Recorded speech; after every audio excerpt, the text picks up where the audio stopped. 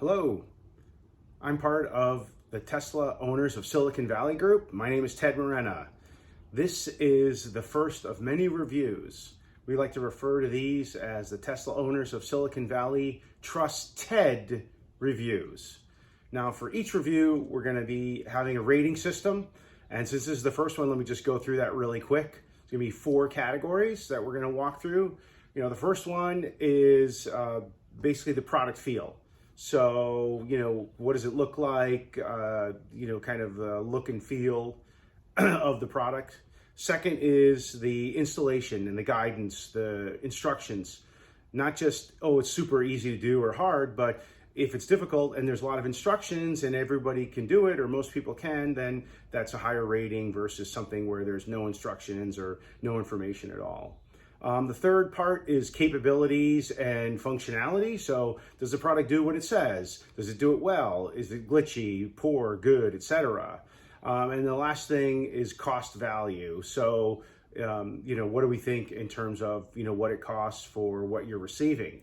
So each of these 4 categories will have a scale of 1 to 5, 5 being the best.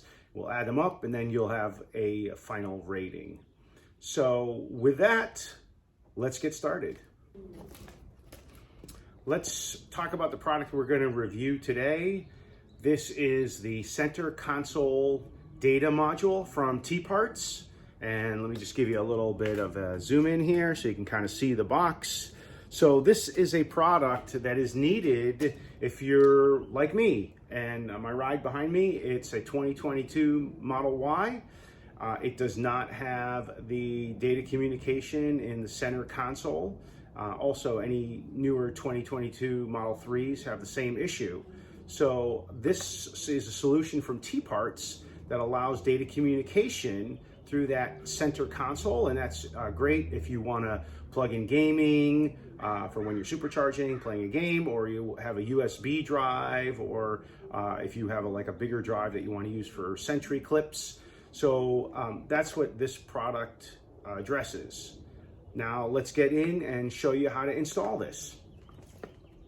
Okay, we are in my Model Y, the center console here. So I'm just going to open that up and then you can see the case here. So again, this is the module, but we actually have to pop this cover off. They do give you this tool here.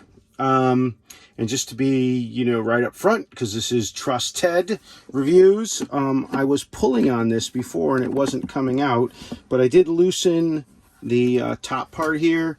I just used a screwdriver like this, and actually after having read a few reviews, it talked about how this is not easy to get off and you really have to, get these clips off of it. So I had loosened that up a little bit there, and I'm hoping that I can pull it off on the bottom part as well. But you can see this definitely takes some force, and this is definitely going to ding them in the installation category, because this is not easy. I'm not saying I'm the strongest dude on earth, but I have to say I do functional training and lift weights and stuff, and I'm basically pulling that tool and it's just not coming. So okay, you can see with the screwdriver there's a little clip that came out. Not happy about that, but the cover is coming. So you can see there's part of it off right there. I'll worry about this clip in a minute. I'm going to put it to the side. So let me see if I can get the bottom now that I have this top part off. I can actually see the module there. So I'm just trying to see if I can pull that bottom part. So let me just keep trying to work it. Wow, it's really hard. So this is not the easiest to do, and it's, again, you just have these clips way at the bottom there, and you kind of have to fish in, and I'm just using a long screwdriver to sort of gently kind of pry them out. I know these are pretty common in cars where you have these clips. That's how they put it in when they're installing the vehicle. Doesn't make it easy though when you're trying to do stuff like this in the aftermarket. Okay, so I got it out, and so you can see this is how you get it loose, right? Now there's not a lot of room. I got super fat hands. This cable's got to come off, so I'm going to do that right now. So we'll take that data cable out. Okay, there's like a little tab there. You see, just try to pull that. Okay, that's out.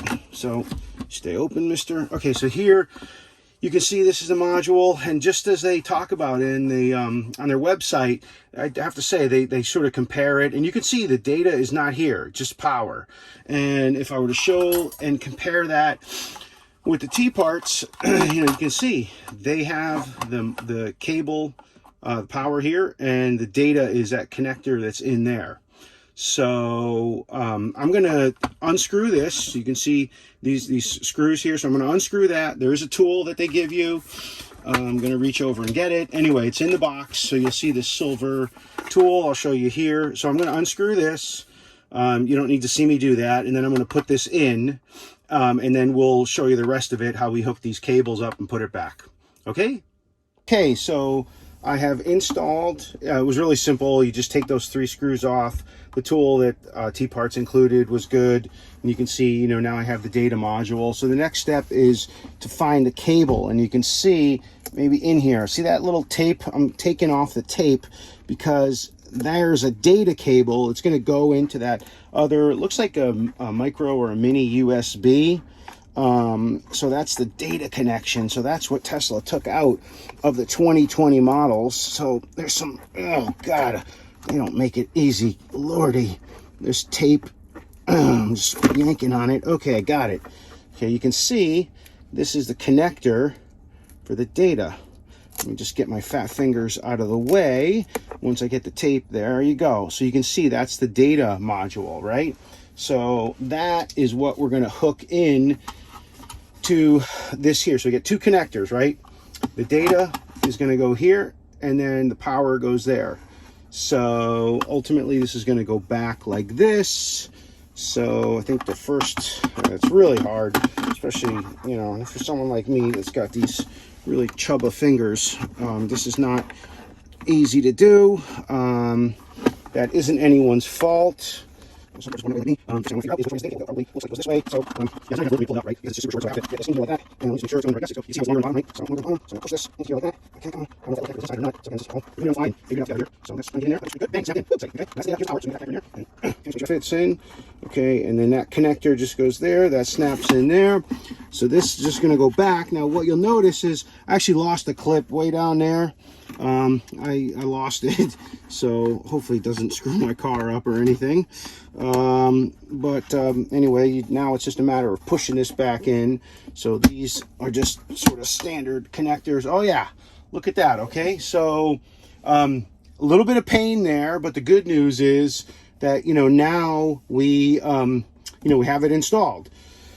All right, and so next thing I'm going to do is I'm going to reposition, and we're going to check it out and make sure it works. Okay, we're back, and so just to show you guys, the module's been installed, and I just wanted to show you from the screen here. When I look and see if there's a data source here, you can see, I don't have anything plugged in there, right? So I'm going to take this. I have an SSD right here, and I'm just going to go put that in the center console, plug it in, just like that. Okay, plugged in there. Go back to the screen here, and you can see the little USB thing right there, which is very exciting. Woo! And then there's all kinds of music. So let's just play something to make sure it works. Yep, and you can hear. It's always good to rock out to U2. It's my favorite band, just FYI. Anyway, that's a totally different story and a different time and day to talk about. But what we're here to just basically comment on is obviously the data functionality works. I did not have any data functionality before. Now it does work, and really that's awesome. That's what the product is supposed to do. So I'm gonna just pause here, and then we'll give you a summary and the final results. All right, so let's wrap up this review video. So as I mentioned early on, there's 4 points. So again, we reviewed the tParts center console data module, and I would say the product itself, you know, just the reasonable quality and feel. I have to give it a 4.5. It's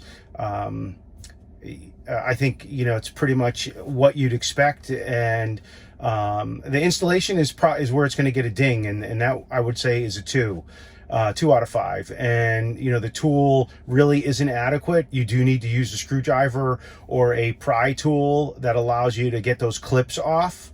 So for the installation, the 2. In terms of functionality, the 3rd category, it does everything. So I would definitely give it a 5. And the cost, I believe the list price was $85 on their site. Of course, if you're a member of Tesla Owners Silicon Valley, you can get a discount. So definitely go to our site, become a member if you're not a member, and get the discount.